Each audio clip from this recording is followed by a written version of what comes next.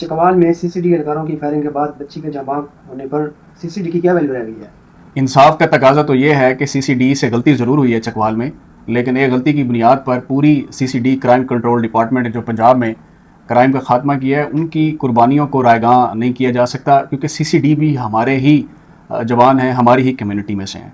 पहले तो मैं वो जो चकवाल की फैमिली है उससे इजहार ताज़ियत करता हूँ, और मुझ समेत जो सीसीडी के एडिशनल आईजी हैं वो उनके घर गए और उन्होंने बाकायदा जाकर उनसे माजरत की है, प्रेस रिलीज़ जारी की और बड़ेपन का मुजाहरा किया है कि एक इदारे ने बाकायदा तौर पर माफ़ी भी मांगी है, और जिसने ये हरकत की है वो तहवील में है। और दूसरी तरफ जो ऑस्ट्रेलियन वज़ीर आज़म है, उन्होंने भी हुकूमत पाकिस्तान से शफाफ तहकीकात का मुतालबा किया और उसके ऊपर चल रही हैं।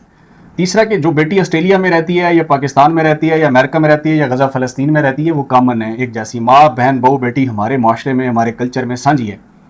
इससे कबल आपको याद होगा कि ऑस्ट्रेलिया के अंदर भी जऊश कम्युनिटी पर हमला हुआ था, तो उस हमलावर को जो रोकने वाला था वो भी मुसलमान था, लिबनान का। तो अभी जो यहाँ इंसिडेंट हुआ चकवाल के अंदर, तो वो कोई डेलिब्रेटली नहीं हुआ, उसकी तहकीकात ज़रूर होनी चाहिए कि गोली चलाने का ऑर्डर किसने दिया, और वो हो भी रही है। हमें याद है कि जब हम पढ़ते थे तो मोटर बाइक्स पर ऐसी कॉलेज बहावलपुर जाते थे तो पुलिस वाले रोकते थे, हम नहीं रोकते थे। बाद में जब चीज़ें पड़ी तो पता चलता था कि किसी भी पुलिस वाले को गोली चलाने का कोई हुक्म नहीं था। दूसरी तरफ क्राइम कंट्रोल डिपार्टमेंट जो है सीसीडी, अगर आप पुलिस स्टेशन का विजिट करें तो एसएचओ से पूछें कि भी क्राइम की क्या सूरत हाल है। इनकी जो डायरियाँ बनती हैं क्राइम की, वीकली मंथली एक दूसरे डिस्कस करते हैं। क्राइम कंट्रोल का पूरा एक सेटअप था सीसीडी से पहले, तो वो एसएचओ बताते हैं कि 70% क्राइम ही खत्म हो गया, 30% कहीं रह गया। और सीसीडी ने वो कारनामे सर अंजाम दिए हैं जो पंजाब पुलिस नहीं दे सकी, जो एलीट फोर्स नहीं दे सकी, जो इवन के डीपीओज आरपीओज, इन्होंने इनकाउंटर कितने किए, कितने बंदे मारे हैं, बड़े बड़े नाम नेहाद लोगों को उठा के, बड़े बड़े मोअज़्ज़ीन जिनका रिकॉर्ड आया उनको उठा के मारा, लेकिन सीसीडी जितना काम वो नहीं कर सके।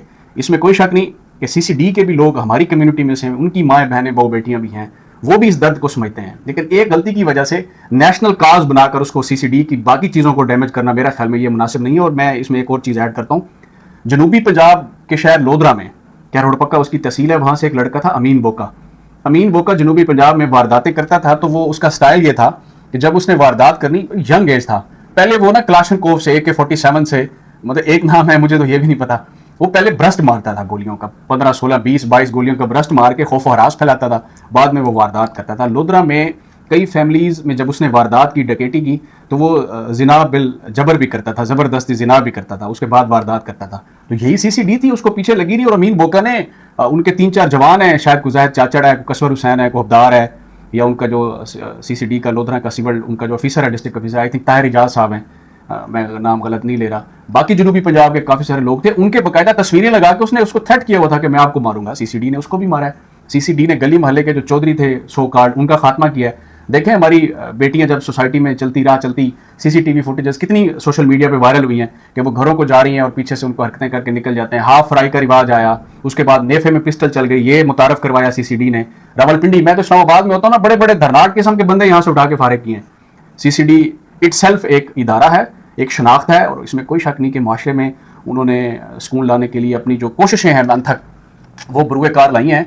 और एक साने की बुनियाद पर तो खैर हम सीसीडी को नहीं कह सकते कि पूरा इदारा ही है, इसमें अच्छे बुरे ज़ाहिर हो जाते हैं। अभी आपको याद होगा जब ईरान अमेरिका की वार हुई है तो उसमें कतर ने अमरीकी जहाज़ गिरा दिए, अमरीकियों ने कतर के जहाज़ गिरा दिए, इसराइलियों ने कतर के जहाज़ गिरा दिए, कतर ने ओमान के जहाज़ गिरा दिए। तो आपस में मिसअंडरस्टैंडिंग हो जाती है, ये चीज़ें हो जाती हैं, लेकिन उसकी तहकीकात ज़रूर होनी चाहिए। और सीसीडी में जो एडिशनल आईजी हैं सुहेल ज़फ़र चट्टा साहब, उनसे भी मैं गुजारिश करूँगा कि सीसीडी के अफसरान जो हैं, डिस्ट्रिक्ट ऑफिसर्स, वो मीटिंग बुलाएं, उनको हिदायत दें। गोली उस वक्त चलाई जाए जब आपको नजर आ रहा है कि अब आप नहीं बचते, और हर बंदे के हाथ में ये जो गन दी हुई है वो अपनी मर्जी से गोली का फायर दे मारता है, आप जरूर चलाएं। वो सामने वाला बता के भी नहीं आता कि फायर कर रहा है, लेकिन 2-4 चला लें। पहले रिवाज होता था उसको वार्न करते थे गोली का, फिर उसके पाँव में मारते थे, वो नहीं रुकता था थोड़ा ऊपर मारते थे, जब देखते थे कि वो बाज नहीं आता फिर उसको छाती से ऊपर या छाती के वक्त मारा जाता था ताकि इसकी जान ली जाए। तो यहाँ तो उसने पूरी गाड़ी छलनी कर दी, मतलब एक बेटी जो हमारी उसमें शहीद, उसको मैं कहूँगा कर दी गई। तो वो उसको भी सीसीडी के हवाले करना चाहिए। जिस तरीके से कत्ल का बदला खून है, उसी तरीके से उसका भी वो इलाज होना चाहिए। बाकी जो लोग हैं जिनको सीसीडी ने मारा है, उसमें कुछ ऐसे लोग भी थे जिनसे गलतियां भी हुई हैं, तो इन्होंने तो उसको कोई माफ़ी नहीं दी, तो उस एहलकार को भी माफ़ी नहीं देनी चाहिए। उसके खिलाफ भी वैसा ही कानून लागू होना चाहिए जो सीसीडी आम मुजरिमान को उठा के उनके साथ करता रहा है। तो सीसीडी इटसेल्फ एक हकीकत है और उस हकीकत को जुटलाया नहीं जा सकता। मेरा ख्याल में इस वक्त हमारी जो सीसीडी है, पाकिस्तान की जो अवाम है, ख़ास तौर पर पंजाब की अवाम, उसको सीसीडी को सपोर्ट करना चाहिए। उनके जायज़ काम में, उनकी जो अच्छाइयाँ हैं, उनके जो नुमायाँ कारनामे हैं, उनको ज़रूर उजागर करना चाहिए, ना कि पार्टी बनकर उनके किसी गलत काम का ना हम आज हिस्सा हैं, ना कल होंगे, ना आने वाले फ्यूचर में होंगे।